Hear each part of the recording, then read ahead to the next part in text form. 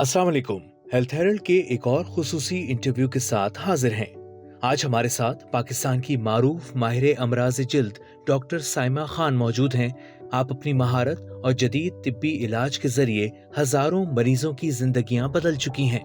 Doctor Saima Khan dermatology के शोबे में एक नुमाया मकाम रखती हैं और अपनी तहकीक, जदीद इलाज और मरीजों की बेहतरीन रहनुमाई के लिए जानी जाती हैं। आज के इंटरव्यू में हम उनसे जिल्द से मुताल्लिक तमाम मसाइल और उनके हल के बारे में तफसील से गुफ्तगू करेंगे। डॉक्टर साहिबा, मेरा आपसे पहला सवाल है कि लोग रोजमर्रा की स्किन केयर रूटीन में कौन सी आम गलतियां करते हैं जिससे उनकी जिल्द की चमक खत्म हो जाती है। अस्सलाम वालेकुम, मेरा नाम डॉक्टर साइमा खान है एंड मैं एक कॉस्मेटिक डर्मेटोलॉजिस्ट हूँ। एंड शुक्रिया अपने अपने चैनल पे मुझे बुलाया और ताकि हम लोग मुख्तलिफ जो स्किन के इश्यूज़ होते हैं उस पर हम डिस्कशन कर सकें।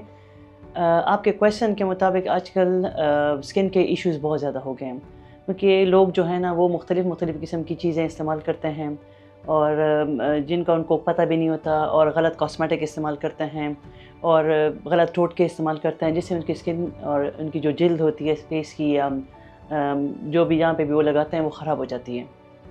तो उसके ये मुख्तलिफ़ इश्यूज़ होते हैं और according to the skin disease हम लोग उसको एड्रेस करते हैं। ये बताइए कि अगर जिल्द बेरौनक और मध्यम पड़ जाए तो उसे दोबारा चमकदार बनाने के लिए कौन से इलाज या स्किन केयर प्रोडक्ट्स ज्यादा मौसर साबित हो सकते हैं।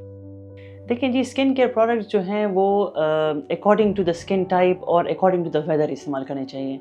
अगर आपका मौसम ठंडा है तो थोड़ा सा क्रीमी टेक्सचर पे चले जाएं। अगर आपका वेदर गर्म है, जैसे यहाँ पे तकरीबन 4-5 वेदर्स होते हैं, तो अकॉर्डिंग टू द वेदर अगर आप अपने मॉइस्चराइज़र को या आपका जो भी मॉइस्चराइज़र है, लोशन है, क्रीम है या रिच मॉइस्चराइज़र है, उसको अगर आपको सर्दी है तो दिन में 2-3 दफ़ा इस्तेमाल करें, अगर गर्मी है तो दिन में 1 दफ़ा इस्तेमाल करें, जो नॉर्मल आपको सूट करे। और रूटीन की जो कॉस्मेटिक्स होते हैं उसमें एक लोशन, एक सन ब्लॉक और एक फेस वॉश, ये एक रूटीन का डेली केयर आपका ज़रूरी होता है। बहुत शुक्रिया आपका। ये बताइए कि अगर कोई चाहे कि उसकी जिल्द कुदरती तौर पर चमकदार और सेहतमंद नजर आए तो उसके लिए खुराक और तर्ज जिंदगी में कौन सी तब्दीलियां करना जरूरी हैं।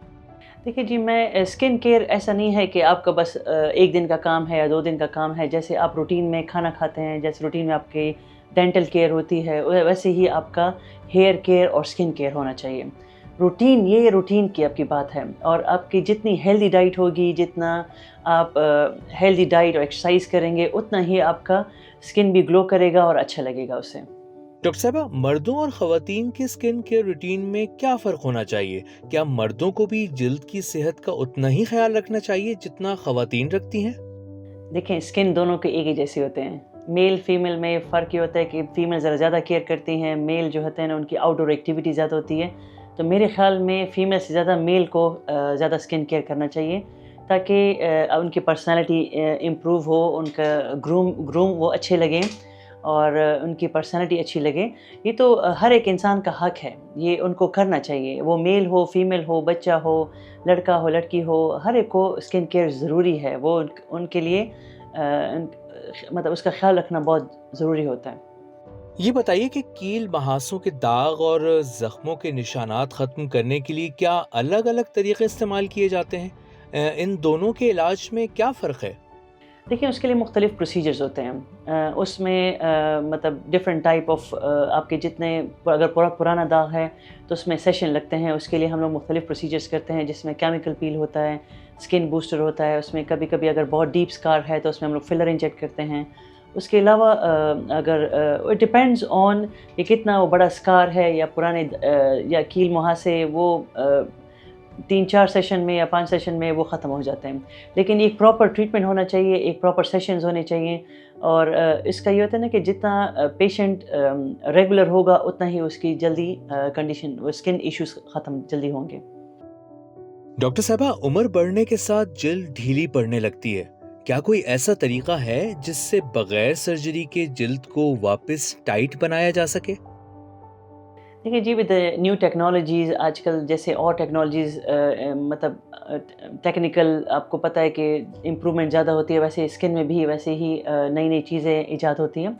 آج کل سرجیکل سے زیادہ نان سرجیکل پروسیجرز ہیں جو آپ کی اسکن کو بوڑھا ہونے نہیں دیتے، جس میں فیس لفٹ ہوتا ہے، بوٹاکس ہوتا ہے، فلر ہوتا ہے، اس میں اسکن ریجوینیشن کے لیے اسکن بوسٹرز ہوتے ہیں، جس سے آپ کی اسکن جو ہے نا ہم لوگ ریورس پہ لے کے جاتے ہیں، تاکہ آپ کی مطلب ینگ لک ہو اور آپ کی اسکن ریفریش لگے اور آپ کی پرسنالٹی امپروو ہو اس سے۔ ڈاکٹر صاحبہ، آج کل بوٹاکس اور فلرز کا رجحان بہت بڑھ گیا ہے، کیا یہ طریقے واقعی محفوظ ہیں یا ان کے کچھ سائیڈ ایفیکٹس بھی ہو سکتے ہیں؟ ڈیفینیٹلی دیکھیں، ہر چیز کا ایک اچھا افیکٹ ہوتا ہے، اس طرح اس کے سائڈ افیکٹ بھی ہوتا ہے۔ بوٹاکس ہو یا فلر ہو یا فیس لفٹ ہو، اٹس اے ٹیکنیکل پروسیجر۔ یہ آپ پروفیشنل ڈاکٹر ہو اس سے کروائیں، پروفیشنل کاسمیٹک ڈرماٹولوجسٹ ہو اس سے کروائیں، کیونکہ اگر آپ کا تھوڑا سا بھی غلط یہ کاسمیٹک پروسیجر یا بوٹاکس غلط لگ گیا تو اس کا یہ ہوتا ہے نا، اس کا سائڈ افیکٹ اس کا یہ ہوتا ہے کہ آپ کی فیس ڈسفگرمنٹ ہوتی ہے، آپ کی جو آپ کے فیشیل فیچرز ہیں یہ ذرا خراب ہونے لگتے ہیں، پھر آپ کو کم از کم 6 to 8 months آپ کو ویٹ کرنا پڑتا ہے اس فیچر کو واپس لانے میں۔ ڈاکٹر صاحبہ، کیا کسی خاص عمر میں بوٹاکس اور فلرز کرانا بہتر ہوتا ہے یا کسی بھی عمر میں اسے لیا جا سکتا ہے؟ یہ ڈیپینڈ کرتا ہے کنڈیشن پہ۔ اگر آپ کی اسکن کنڈیشن ایسی ہے، جو لوگ ہائٹ پہ رہتے ہیں یا بہت زیادہ ہائی الٹیچیوڈ میں رہتے ہیں، بہت ٹھنڈے علاقے میں رہتے ہیں، تو ان کے اسکن کنڈیشن ڈفرینٹ ہوتے ہیں جو لو الٹیچیوڈ میں رہتے ہیں۔ جیسے یہ جو گرم علاقوں کے لوگ، ان کی اسکن اتنی رنکل والی نہیں ہوتی جتنا ہائی الٹیچیوڈ والے لوگ جو ہوتے ہیں وہ اسکن ان کی رنکلڈ ہوتی ہے۔ تو میں نے بوٹاکس جو ہے فلرز وہ میں نے 21-22 سال میں بھی کیا ہے، اور لو الٹیچیوڈ والے میں نے 45 پلس کے بھی کیے ہیں، 50 پلس کے بھی کیے ہیں۔ It depends on patient to patient, یہ ویری کرتا ہے۔ آپ کر سکتے ہیں، اس میں ایسا نہیں ہے کہ آپ بوٹاکس وغیرہ نہیں کر سکتے۔ ڈاکٹر صاحبہ، یہ سوال بہت زیادہ پوچھا جاتا ہے اور خاص کر خواتین ہم سے یہ سوال بہت پوچھتی ہیں کہ بالوں کے گرنے کی سب سے عام وجوہات کیا ہیں؟ خاص طور پر خواتین میں ہارمونز کی تبدیلی کی وجہ سے بال گرنے کا جو رجحان ہے، اس کا کوئی مؤثر علاج ہے؟ جی دیکھیں، it's not about female, it's about male as well. بالوں کے مختلف ایشوز ہوتے ہیں۔ بال جو ہے نا آپ کی پرسنالٹی کو انہینس کرتے ہیں۔ بال اگر آپ کے اچھے ہوں گے تو آپ کی پرسنالٹی بھی اچھی لگے گی، آپ مطلب تھوڑا سا کانفیڈنٹ ہوں گے، اور اگر آپ کے بال وقت سے پہلے گر رہے ہوں گے تو آپ کی پرسنالٹی میں ایک انفیریٹی کمپلیکس آتا ہے۔ اس کے گرنے کے مختلف وجوہات ہوتے ہیں۔ بعض انفیکشن سے بھی گرتے ہیں، جیسے فنگل انفیکشن ہو گیا۔ بعض جو ہے نا ایلوپیشیا ایک بیماری ہے، اس سے بھی گرتے ہیں، جس سے ہم ریورس کر سکتے ہیں۔ اس کے علاوہ اگر میل پیٹرن ہے، میل بالڈنس ہے، جو موسٹلی میل میں جو ہے نا آپ کے جو بال گنجے ہونا شروع ہو جاتے ہیں، اس میں سم ٹائم جینیٹکس کا بھی رول ہوتا ہے، سم ٹائمز آپ کے انوائرمنٹل رول ہوتے ہیں۔ بعض آپ کا اگر اسٹریس ہے بہت زیادہ، آپ کا کھانا پینا ٹھیک نہیں ہے، میل نرشڈ ہیں، تو اس سے بھی آپ کے بال گرتے ہیں۔ تو اس کے مختلف ریزنز ہوتے ہیں، اس ریزن کو ایڈریس کرنا پڑتا ہے۔ اگر فیمیل ہیں تو فیمیل کے ہم لوگ پھر according to the hair treatment بھی دیتے ہیں، اور اگر ہارمونل ایشو ہے تو اس کو بھی ہم لوگ وہ کرتے ہیں، ٹریٹ کرتے ہیں۔ ڈاکٹر صاحبہ، آپ نے بالوں کی بیماریوں سے متعلق بہت اہم باتیں بتائی ہیں۔ ہمارے ناظرین کو یہ بتائیے کہ آپ کے بالوں کی خوبصورتی کا راز کیا ہے؟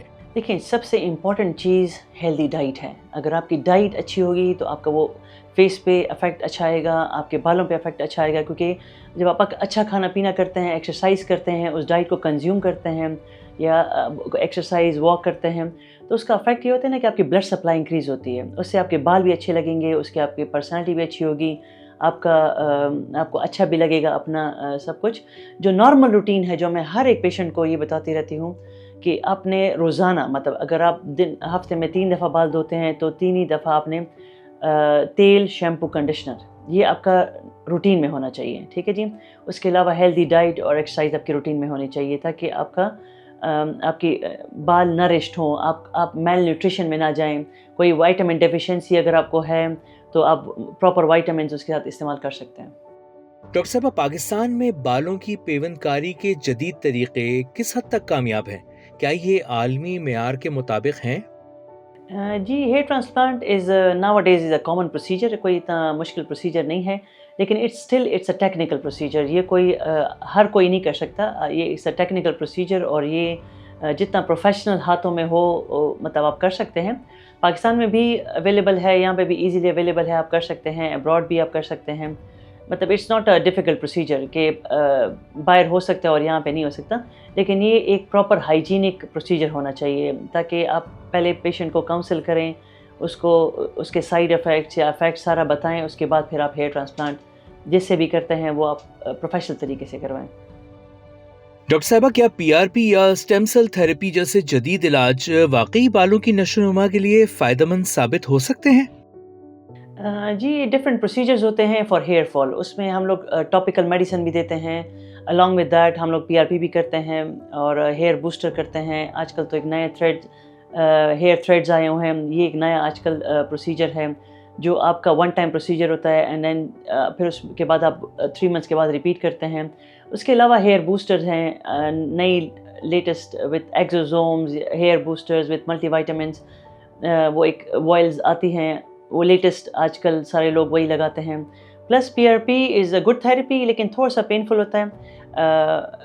میرے خیال میں آج کل میں موسٹلی جو پروسیجر کرتی ہوں وہ مطلب ہیئر بوسٹرز اینڈ تھریڈس پہ جاتی ہوں، کیونکہ زیادہ لیس پینفل ہوتا ہے اور موسٹ افیکٹو ہوتا ہے۔ ڈاکٹر صاحبہ، جلد کے کینسر کی ابتدائی علامات کون سی ہوتی ہیں جن پر فوری توجہ دینی چاہیے؟ کیا ایسی کوئی خاص تبدیلیاں ہیں جو خطرے کی نشاندہی کر سکتی ہیں؟ جلد کے کینسر موسٹلی ہمارے ایشین سوسائٹی میں یا ایشین جو ایتھنک ہے اس میں کم ہوتے ہیں، کیونکہ ہمارا جو اسکن کلر ہوتا ہے وہ ہمارا بہت اللہ نے ایسے بنایا ہوا ہے کہ وہ ہمیں بہت پروٹیکٹ کرتا ہے اسکن کینسر سے۔ اس کے علاوہ جو اگر آپ کا کوئی ایکسپوجر ہو ٹو یا جو آکوپیشنل ڈیزیز ہوتے ہیں، جو لوگ ایسے آکوپیشن میں یا ایسے کام کرتے ہیں جس سے کیمیکل ایکسپوجر آپ کا زیادہ ہو، تو ان کے لیے خطرہ ہو سکتا ہے۔ ادروائز ایشین ایتھنک جو کمیونٹی ہوتی ہے اس کے لیے اسکن کینسرز میں چانسز بہت کم ہوتے ہیں۔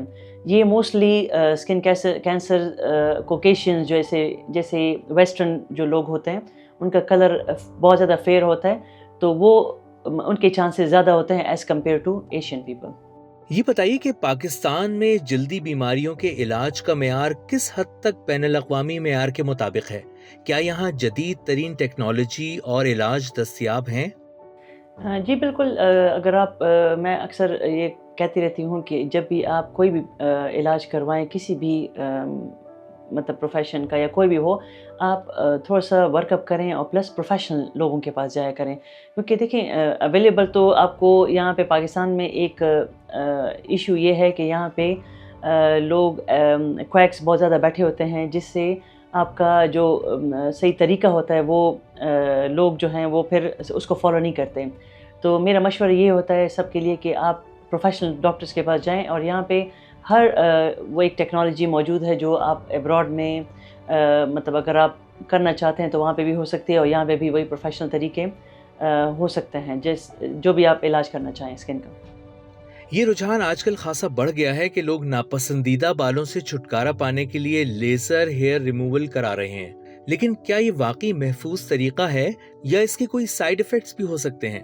Laser hair removal is a very safe procedure, یہ آپ مطلب کر سکتے ہیں، ایون آپ پریگنینسی میں بھی کر سکتے ہیں، ڈیورنگ پریگنینسی، آفٹر ڈیلیوری بھی آپ کر سکتے ہیں، مطلب starting from age of 10 years سے آنورڈ آپ یہ لیزر پروسیجر کر سکتے ہیں۔ اس میں کوئی سائیڈ افیکٹ نہیں ہے، لیکن اسٹل یہ ایک ٹیکنیکل پروسیجر ہے۔ اس کا سائیڈ افیکٹ یہ ہوتا ہے کہ اس کو اگر آپ کو کسی کو اس کا طریقہ نہیں آتا ہو تو وہ برن کر سکتا ہے، جس کا سائیڈ افیکٹ یہ اس کا ایک میجر سائیڈ افیکٹ ہے کہ اگر آپ نے لیزر آپ کو صحیح پراپر پروفیشنل جگہ سے کرنی چاہیے تاکہ آپ کا برن نہ ہو۔ یہ بتائیے کہ لیزر تھراپی جلد کی مختلف مسائل جیسے جھریاں، داغ دھبے اور جلد کی رنگت بہتر بنانے میں کیا واقعی فائدہ مند ثابت ہو سکتی ہے؟ دیکھیں وہ ڈفرینٹ لیزرز ہیں، ہر ایک لیزر کا جو کام ہوتا ہے وہ ڈفرینٹ ہوتا ہے، اس میں ڈفرینٹ اس کے ویو لینس ہوتے ہیں، ہر ایک جس سے آپ مختلف قسم کے پرابلم حل کر سکتے ہیں۔ جیسے لیزر ہیئر ریموول ہے، وہ ایک اور مشین ہوتی ہے جس سے صرف ہیئر ہی ریموو ہوتے ہیں۔ اس کے علاوہ مول ریموول مشین ہے، اس کے علاوہ مطلب CO2 ہے، اور ڈفرینٹ کائنڈ آف مشینز ہوتے ہیں جس سے آپ مختلف قسم کے پروسیجر کر سکتے ہیں اسکن کے۔ ڈاکٹر صاحب یہ بتائیے کہ پاکستان میں کاسمیٹک ڈرمٹولوجی کے شعبے میں کتنی ترقی ہو رہی ہے؟ کیا ہمارے ہاں عالمی معیار کے مطابق سروسز اور ریسرچ موجود ہیں؟ آئی ایم سوری ٹو سے یہ پاکستان میں یہ سب سے جو المیہ یہ ہے کہ یہاں پہ پروفیشنل स्टडीज़ नहीं होती। यहाँ पे आपको प्रोफेशनल टीचिंग स्पेशली कॉस्मेटिक के लिहाज से बिल्कुल भी नहीं होती। उसका नुकसान ये होता है कि यहाँ पे जो भी आपको 3 दिन में 4 दिन में पढ़ाया जाता है, इसका मतलब ये नहीं होता कि आप एक प्रोफेशनल डॉक्टर बन जाते हैं। ये एक जस्ट टू एक नो हाउ होती है आपके लिए, जो उन प्रोफेशनल डॉक्टर्स के लिए जो ऑलरेडी मतलब कॉस्मेटोलॉजी कर चुके होते हैं। उनके लिए 2-3 दिन की कॉन्फ्रेंस अटेंड करना उनके लिए एक नॉलेज रिवीजन होती है। नॉट फॉर दोज डॉक्टर्स के जो फ्रेश ग्रेजुएट्स होते हैं और वो 2-3 दिन का डिप्लोमा करके या जिससे भी वो 2-3 दिन का सीख के वो फिर अपने क्लिनिक्स खोल देते हैं। ये अलमिया पाकिस्तान में बहुत ज़्यादा है कि यहाँ पे चेक एंड बैलेंस बहुत कम है, और यहाँ पे कॉस्मेटोलॉजी की प्रोफेशनल टीचिंग नहीं होती जो अब्रॉड में होती हैं। वहाँ पे एक प्रोफेशनल आपका तरीका होता है, कॉस्मेटोलॉजी या डर्मेटोलॉजी प्रोफेशनली तरीके से सिखाई जाती है। डॉक्टर साहब, हर रोज स्किन केयर इंडस्ट्री में नई नई प्रोडक्ट्स आ रही हैं। क्या ये सब महफूज होती हैं या उनको इस्तेमाल करने से पहले किसी डर्मेटोलॉजिस्ट से मशवरा ले लेना ज़रूरी है? जी, ये तो आजकल इट्स $1 बिलियन बिज़नेस है। जो जितने भी आपके स्किन प्रोडक्ट्स हैं, जितने भी आपके इंटरनेशनल कंपनीज़ हैं, वो इस पे बहुत पैसा खर्च करते हैं and they promote skin products a lot. उसमें जो मेरा मशवरा सबके लिए होता है कि कोई भी चीज़ बग़ैर मशवरे के, डॉक्टर के मशवरे से आपने इस्तेमाल नहीं करना, क्योंकि हर चीज़ आपके स्किन के मुताबिक नहीं होती। उसमें ये होता है कि आप चीज़ ले भी लेते हैं, उससे आपका साइड इफ़ेक्ट होता है और उससे आपका नुकसान भी हो जाता है, पैसे भी आपके चले जाते हैं, और फिर डॉक्टर के पास, फिर डॉक्टर की फ़ीस, फिर वो treatment, it cost you more. तो बेस्ट ये होता है कि आप अपने स्किन टाइप, आप उसके मुताबिक अगर आप कोई चीज़ आपको रिकमेंड हो वही इस्तेमाल करें, और जो आपको सूट करे वही इस्तेमाल करें। रिकमेंडेड चीज़ होनी चाहिए। ये बताइए कि पाकिस्तान में मेडिकल टूरिज्म को फ़रोग़ देने के लिए ख़ास तौर पर डर्मेटोलॉजी के शोबे में कौन से इक़दामात ज़रूरी हैं? क्या इससे मुल्क की मईशत पर मस्बत असर पड़ सकता है? देखिए, मेडिकल टूरिज़्म दुनिया में होती है और इसका बहुत अच्छा इम्पैक्ट आपकी इकॉनमी में भी होता है। आपकी आपकी कंट्री की जो इकॉनमी होती है उसमें बड़ा ये रोल प्ले कर सकते हैं। अगर आपके जितने भी नेबरिंग कंट्रीज़ हैं, उनके कॉस्मेटोलॉजी जितने भी प्रोसीजर्स हैं, ये बाहर जितने भी मुल्क हैं उनमें बड़ी एक्सपेंसिव है। तो पाकिस्तान में यही प्रोसीजर होते हैं विद लेस कॉस्ट पे। तो इसको अगर आप प्रॉपर प्रोफेशनल तरीके से मेडिकल टूरिज़्म को प्रमोट करेंगे तो उससे एक तो पेशेंट का फ़्लो भी अच्छा आएगा, प्लस आपकी इकॉनमी में भी प्लस पॉजिटिव इफ़ेक्ट पड़ेगा। उसके अलावा आपका जो interaction with the people different countries से जो लोग आते हैं उनको भी पता चलेगा कि यहाँ पे भी एक प्रोफेशनल तरीके से मेडिकल के फैसिलिटीज़ प्रोवाइड की जाती हैं जैसे और दुनिया में होती हैं। डॉक्टर साहब, आपका बहुत बहुत शुक्रिया कि आपने अपने कीमती वक्त में से हमें वक्त दिया। आपकी फराहम करदा मालूमात हमारे नाजरीन के लिए निहायत मुफीद साबित होंगी। हमें उम्मीद है कि आपकी रहनुमाई से लोग अपनी जल्दी सेहत को बेहतर बनाने और जल्दी बीमारियों से बचने के लिए दुरुस्त इक़दामात करेंगे। थैंक यू जी, बहुत शुक्रिया इन्विटेशन का।